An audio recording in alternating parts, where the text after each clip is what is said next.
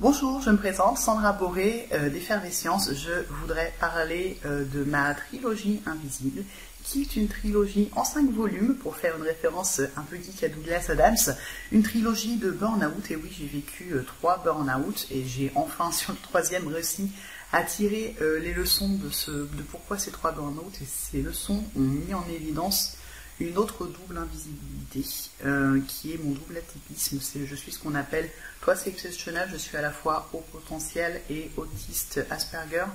Et en fait, cette double particularité invisible a joué dans ma trilogie des burn-out parce que je n'avais pas compris mon mode de fonctionnement et surtout son coût en énergie.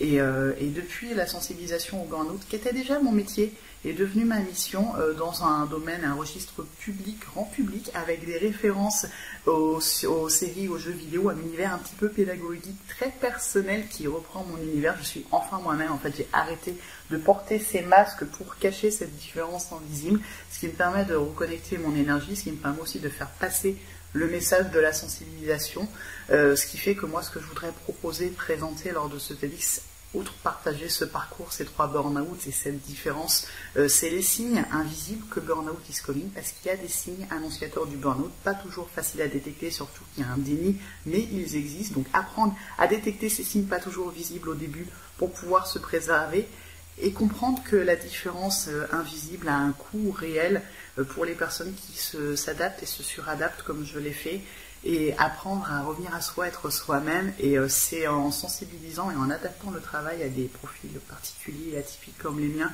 qu'on va servir au bien-être de l'ensemble des personnalités et des personnes, en fait, des individus, qu'ils soient ou non différents, qu'ils soient ou non au potentiel. On a tous un haut potentiel et l'idée c'est de le déployer sans s'épuiser.